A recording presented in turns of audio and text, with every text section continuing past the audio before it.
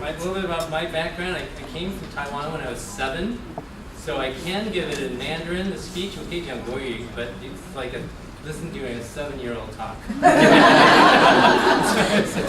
So I'm going to do English, but you can interrupt us anytime. If you have any in Chinese, Mandarin, or English, a little bit of French, but you can interrupt us anytime if you have any questions. I really would like to have it interactive, so if you have any comments or suggestions or anything, just raise your hand. If you don't understand something that I'm speaking, then raise your hand. The original thought was we would have a panel of 5 Asian CEOs, so I sent out all the emails to all the Asian CEOs that I know.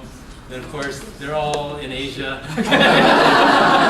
They're all traveling, there's nobody, but Anthony, a really good friend of our family, so he was gracious, nice to help me with this. So instead of a panel discussion, which was the original idea, we're just going to give you some views of CEO statistics, which I'll do, tell a little bit about our background, our experience, and then go over a little bit what our thinking is in preparing our children to be future executives, etc. I do want to, at the very beginning, add that not every child or every one of us needs to be an executive. It's not that I'm not trying to get everybody to be executives. It's a very small subset of people. But I think as you listen to our background, you kind of know at least my motivation for this type of research and this type of work that I'm doing. So tonight, what I'll do is I'll give both of us a chance to briefly give our background, both how we got here, what we did professionally, etc. And then I'm going to present a little bit about the CEO statistics as far as what CEOs are today and how, what kind of leadership qualities, etc. And then we'll have Anthony and myself kind of I have some slides, Anthony will talk just based on our observations, how do we translate the characteristics of leadership, executive leadership or CEO leadership into our children, as far as what should we do now to educate and prepare them to be leaders in the future. So that's kind of how the plan is. And then I bought some cards. If you have questions, we'll have a long session for questions. So feel free to write down some questions if you like.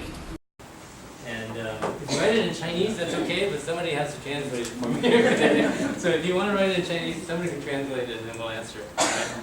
So I'll start with my background, and then Anthony will give his background, and then we'll go over. So I came to America when I was 7. This is back in 1969, right? So I'm 53 with a math challenge. And so when I came to Santa Clara, and you'd be amazed, I was the only Chinese person in Santa Clara at my elementary school in 1969. So now it's fun. It was in 1969 when our family came here. If we saw another Chinese person, on the road, driving or walking, we would run over. Right? We would say, "Where are you from?" Right? "Guixing," right? Everything. It's like we're family. Right? Now, we try our best to kind of avoid them. But back then, you have to put yourself in that time where we came and there was nobody, right? And so I remember it was March 9th, 1969. This is Thursday night. I get on a plane from Taipei International, and we fly here. We get here on Friday, Saturday, Sunday. We're in America in Santa Clara. So this is March. So I'm in 2nd grade, right? I've gone through almost finished 2nd grade in Taiwan. And then on Friday, I leave school, right? On Monday, my dad walks me 3 blocks down the street to Pomeroy Elementary School in Santa Clara. But I remember I can see that everything. I'm standing there in the office, everything's really bright, really clean, and my dad introduces me and everything, and he turns around and he says to me, "Remember, right, you're representing the Yunjia," right? That's what Yun, the 10th on the Yun is my name. He says, "You're representing the Yunjia," and then even more, I'm 7, okay? He says, "You're representing the Chinese race." Right? No, 给中国人丢脸, right? Right? That's what my dad said.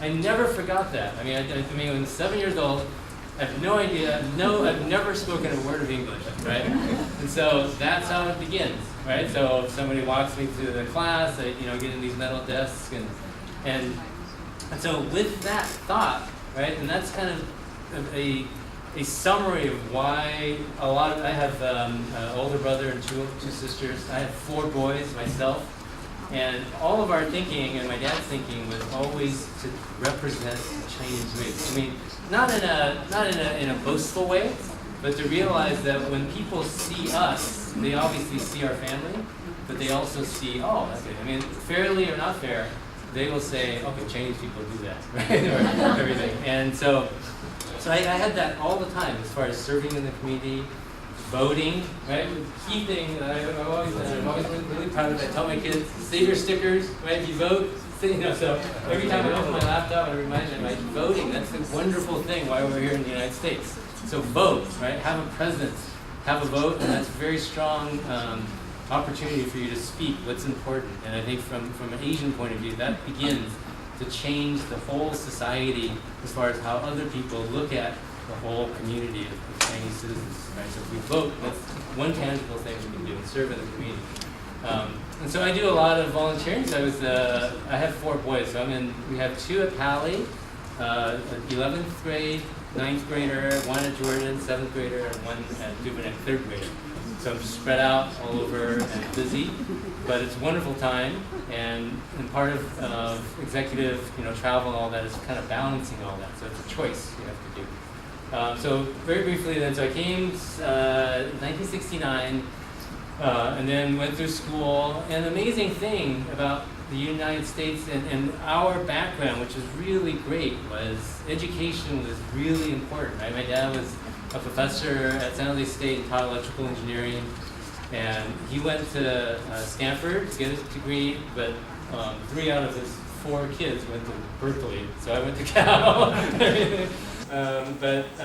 We were always taught that education was very important, right? And that's what I'm sure you're telling all of your children. Education is the key, right? You want to be intelligent and smart. So I went through school, and the amazing thing is, I used to walk to school with one of our neighbors. His name was Dave Chamberlain, best friend. He was the guy that actually showed me where all the bathrooms were in 7th grade, the first kid that they introduced me. So we became really good friends. And so him and I got along really well, and their family took me under their wings and showed me how to play baseball and took me to baseball games and all of that.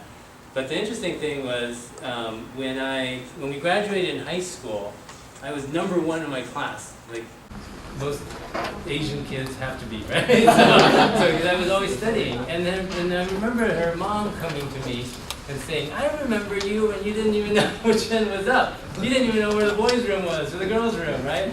And then to me, it was very interesting is that yes, if you work hard, if you focus, you can do really great things, right? And you can really do something that matters. And besides being really intelligent and being number 1, etc., for me it was so important to kind of represent my family and my race. But beyond that, and I'll tell you a little bit more later, my experience as I started working and etc. kind of broadens my thinking as far as what our children, as far as different generations that are 1st, 2nd, 3rd, need to know as we stay much longer in the U.S. So that's kind of my background, and then I'll have Anthony provide a little. Sure. So I didn't really know what the format was for this, so I have nothing prepared, but I'll tell you guys about my background. So some people ask me, based on my last name, what my race is. I'm actually Chinese. So for those of you guys that were wondering. Let's see, so I grew up in San Francisco, raised by 2 parents that both actually that didn't go to college. I think my mother finished as far as 6th grade, my father finished high school, both from Hong Kong. But I was raised in the Sunset District growing up, and actually, to Al's story, I was actually the only Asian kid in my whole class in 5th grade in the Sunset District, if you believe that or not. It's hard to believe, but that's kind of what happened. Played around with computers since I was young. I went to undergrad, I went to college at UC Davis, and then when I came out, I ended up as a product manager at Apple for about 3 or 4 years. during the time when notebooks or the PowerBook line was getting introduced. After that, I took off to business school, and I got my MBA at Harvard Business School on the East Coast.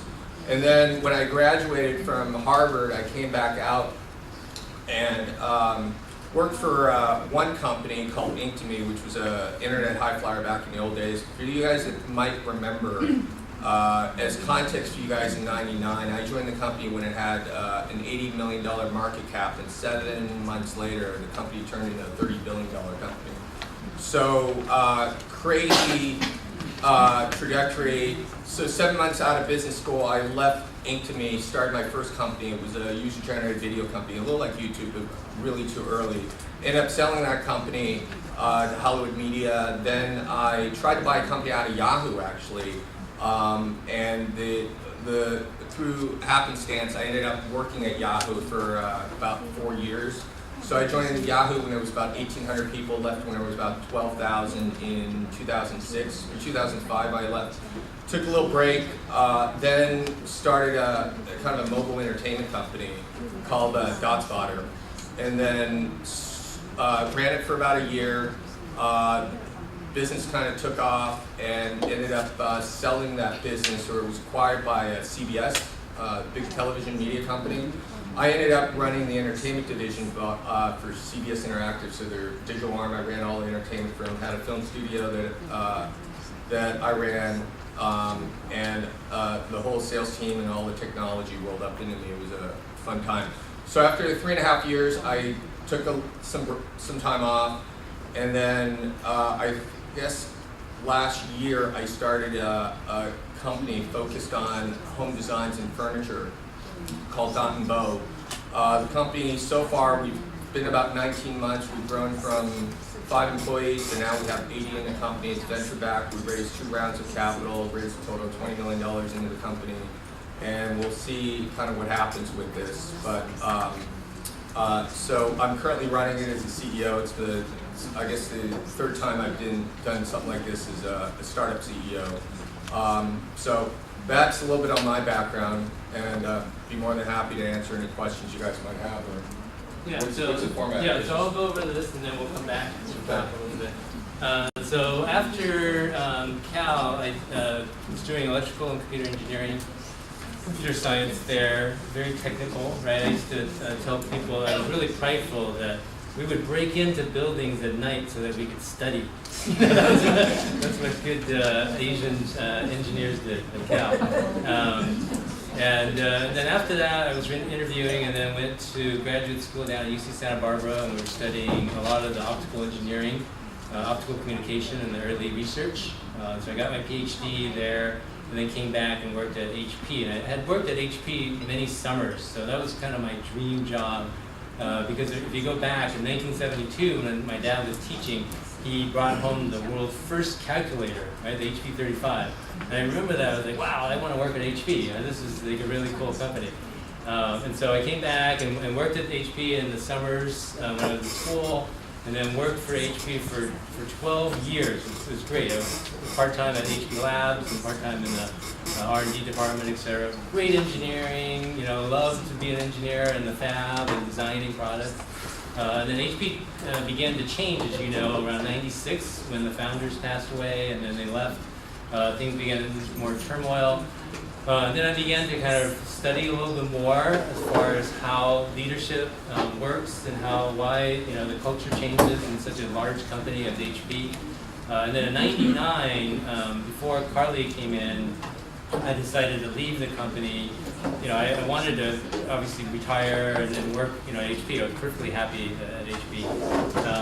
But came out, and then another HP Labs person, we both quit at the same time. We started a company right at the peak of just before the peak, '99, for optical engineering, et cetera. We were doing 10 gigabit modules, and it was really amazing. And so in the matter of in my career, you work really hard, you get into a really great company like HP, and basically you work yourself up, and after 12 years, I was like a 2nd level manager. I had a little group, I was happy, etc. And then 6 months later, I'm a co-president on the board of directors of my company, right? So that was like Anthony had the benefit of he had a lot of management experience, went to get an MBA at Harvard, met more people that had management. I was in the lab with all techie people that were really intelligent and just, all we wanted to do was, build things and take apart things and such. And in 6 months, you're talking to VCs and you're raising funds, you're in front of people, you're trying to ask them for millions of dollars, and then try to understand the whole common shares and preferred shares. I mean, there's all these things, right, that you really don't know that much on. It's not hard to necessarily learn, but you don't have a good feel for what that is. And then you start hiring people, and you start looking at how to be a board member, how do you run companies. And so I realized that I wasn't prepared for any of that.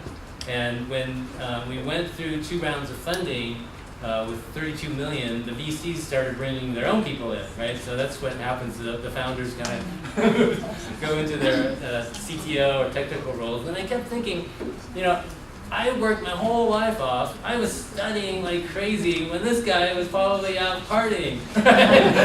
What kind of degree did he have, right? CEOs bring this guy in, and it was really hard for me. And I kept thinking, why is it that we worked so hard? I got my PhD. I did everything right. I was the #1 in my class.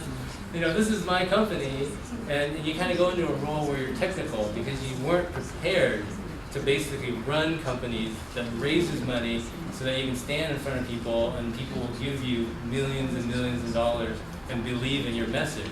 Because if you talk technical, nobody understands what it means, right? And if you go, why should I give you money? And I go, I don't know. It's like, I need money, And so those are the things, very simple, right? It's funny, but you very quickly go from a technical competent where you're really good at something to something you've never done, that you have to basically have all these people, all your friends and family that followed you into this company that you're responsible for, and you have to basically lead that and figure out what has to happen.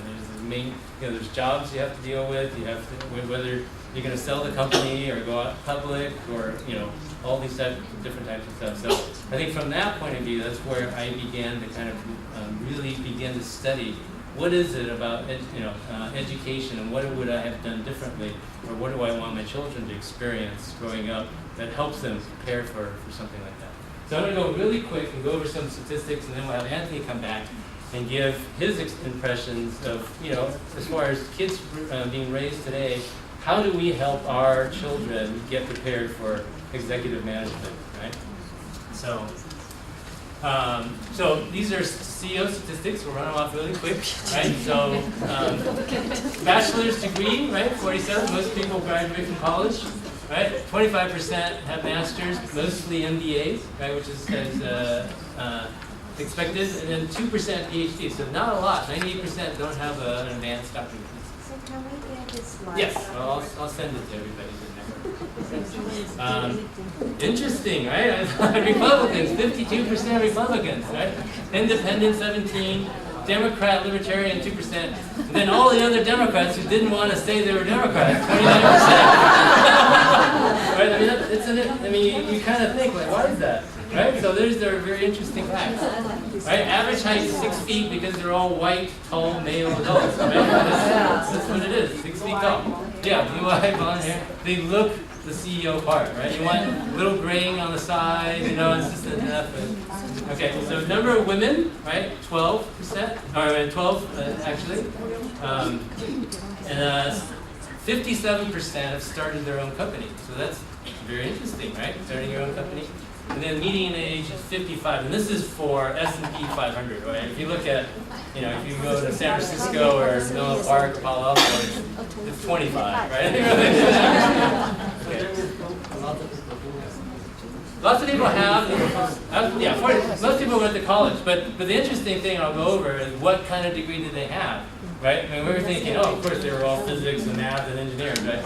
No, a lot of them are history, classics, English, right? So it's not the degree so much as the fact that they went to college and began to network and learn and meet people and had that whole experience. Favorite question? I missed the Republican part. This is actually the first time I saw data like that. Just look here. I just got it. Everything. If it's on the web, it's got to be true, right? Maybe it's my fault. That's right. No, this wasn't meant to be. I just wanted to put some fun facts. It's not. Yeah, this is the U.S. S&P or? S&P, yeah. Well, it's kind of a mix. There's Fortune 500. If you go to the website, they have all the sources.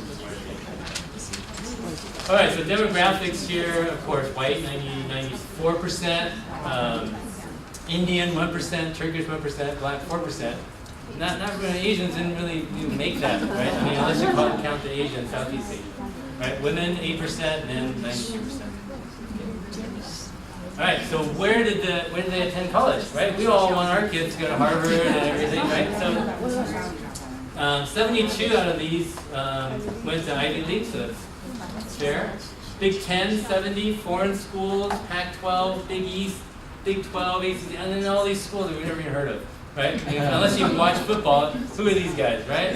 Okay? But they all went to all these schools, and these are CEOs. What I liked about this slide is you don't have to go to Harvard. In fact, very few of them went to Harvard, right? A lot of them went to Harvard Business School, but as far as Harvard undergraduate, et cetera, very few of them went there, or Yale. I mean, I think there was 3% from Harvard, 2% from Yale. And then not to focus on that, but 90% of them didn't go to any of those name brand schools. They went to college, right? Half of them went to college. The other half didn't even go to college, right? I mean, that's what you have to start thinking. That's not the only way. Okay, the other is undergraduate degrees, to answer your question as far as what we were talking about.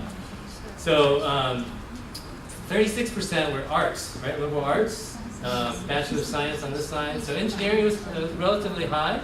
Chemistry, chemical engineering, accounting, relatively high. Math, history. Now, if you look at it, really not a huge domination as far as, 50% were just other, right? So about 10% to 14% engineering, which is where we want all our kids to be, doctors, lawyers, and engineers. But from a CEO point of view, it's a really, again, it's a pretty small, select group, right? And then, I'll give everybody the slide, so don't worry about this. Graduate degrees, again, some lawyers, economics, lots of MBAs, right? I think MBA is really a good path after you've worked a few years to go back, because you really begin to, I think you learn to network in the MBA program. You begin to meet people, and you begin to understand how businesses are run. Backgrounds. Mainly finance for obvious reasons, because finance really, especially today with public companies, you really have to know very well the finance. Lots of operations, legal, you don't get into the engineering and founder side until very, very low, right? So most of them are finance and operations, and then a lot of other types of stuff, okay? So our emphasis is really to get a good job, work at Google, and those are great goals, but again, doesn't necessarily push or focus towards the executive level. So I found this was kind of interesting. This is one survey that talked about what makes a good CEO. And again, I want to preface it by, there's all kinds of different CEOs, right? If you think about the bosses that you had, the coaches that you had, the teachers you've had really good teachers and coaches and professors, but they're all very different. So it's not necessarily any cookie cutter, but I thought these were quite good in the sense of forward thinking, of course. Calculated risk takers, they're not very super conservative. They can take risks, but basically understand the risk. Bias towards action. Instead of not doing something, they want to solve, they want to resolve, etc. Optimistic came up quite a bit in all the studies we had. Most CEOs were optimistic, right?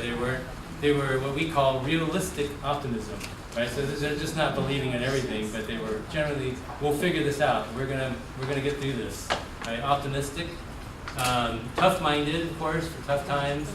Good reader of people, right? They need to be able to go into a boardroom, go into in front of stockholders, go into a sales meeting, and very quickly assess what is happening, who is in charge, what the tone of the meeting is, right? So you have to be able to develop those skills.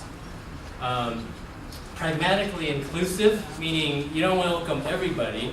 You welcome the people that can help the company help you. It's pragmatic. You're very, very pragmatic as far as who you bring into the company, who you bring into the board, etc. And then willing to trust others, because this is one thing where you can't do it by yourself, right? And I'll talk a little bit more about how our children should be developed or help them so that they do begin to trust other people and have some of these traits. So I'll turn it over to Anthony and kind of give a little bit about, again, we didn't go over this thing, so we're going to pretty much talk based on, especially Anthony, based on what is coming up. But that's one of the traits. You have to be able to stand up. My background is a little different than Al's, if you guys can tell. So growing up, besides the fact that neither of my parents went to college, they didn't tell me specifically which schools to go to. So it was just go to school, go to college was kind of the general thought. So as a result, I didn't go down the Asian path of getting an engineering degree. I actually loved computers. I learned to program at a young age. But actually, when it was time to go to college, I actually studied liberal arts. My degree, my undergraduate degree, is in economics and English. So I actually studied liberal arts. And then I talked my way into working at Apple.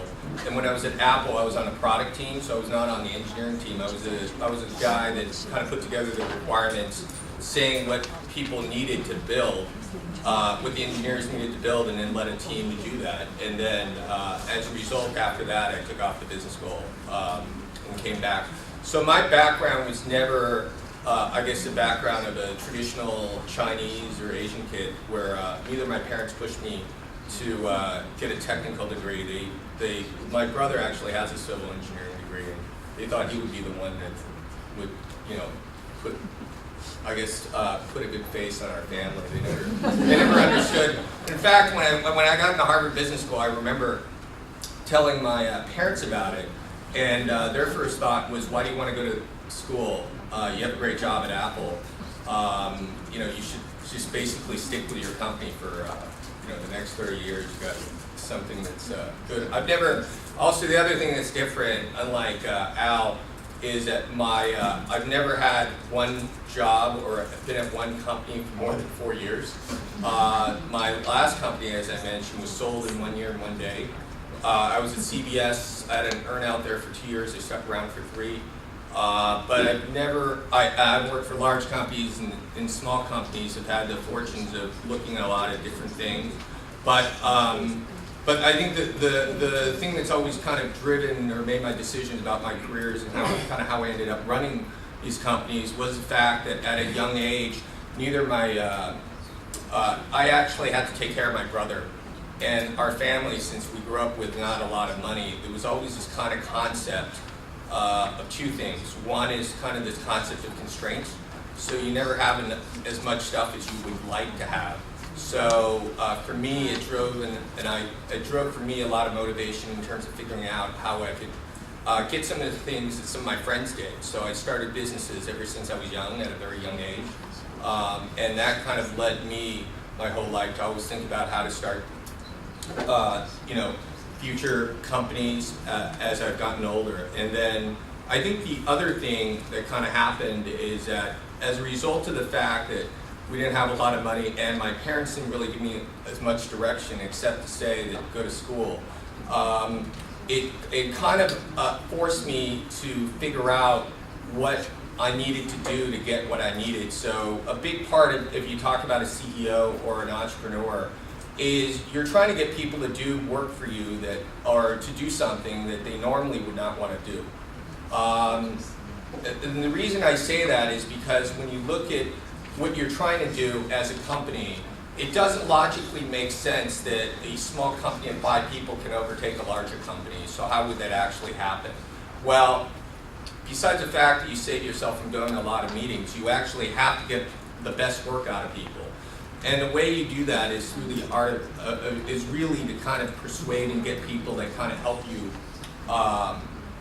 do what you need. So I do agree with some of the points that have been brought up here. I think the key thing when you're thinking about raising your kids, especially in this environment, I would say, is figure out some of the constraints would be how to actually raise your kids in a forced constraint type of environment, which some of us grew up with, like myself. And then number 2 is kind of figure out opportunities to give your kids the opportunity to have leadership roles, to actually not have everything actually handed to them. to actually have them go out and sell. I would say that the number one skill that they never teach in engineering school, but I think, and I actually, when I went back to my business school 15th reunion, that even business schools don't talk about, but I think is one of the most important skill sets that all kids need to have, and I've been drilling in my kids, is the idea of sales. It's something that I think most Asian families don't push their kids to do, but if you think about it, everything in life kind of happens with a transaction. It happens with sales. Sales doesn't mean you're trying to sell a quota, but it means you're trying to sell an idea. It happens to help you sell yourself to get, when you don't really know anything, to get into an Ivy League business school, to getting people to give you $20 million to start a company, to selling a company to a larger company. I think all those things, and as well as trying to get people to join you, it all starts off with the concept of selling. And so, big part of that is, a big part of the sales skill or the skill set of selling kind of comes down to emotional IQ, right? EQ that people talk about. And I would kind of place a much higher emphasis on some of those other quotients than, some of the items that maybe traditionally has been the stereotype of how I imagine Asian families typically raise their kids, which is don't say anything, get good grades, don't cause trouble in class. I actually got in a lot of trouble when I was in junior high, and but I think it allowed me an opportunity to kind of explore, and I was probably not like some of my friends. And the ironic thing enough was that all my friends, or some of my friends, growing up that did kind of go down the path of the engineering degree or studied really hard to top their class, they ended up working for me. So I think that through a path like that, you can kind of figure out what works and what doesn't. I'm not saying any of us have the formula to do it, but at least if you kind of think about a perspective, if you want your kids to someday maybe run a company, it's not necessarily the road track of the fine track of making sure that they get an engineering degree, get good grades, and talk to anyone else and basically study, because I think that the social aspects becomes fairly important when you come someday go out and raise money, or someday when you're trying to get a different position. So at least that's a little bit my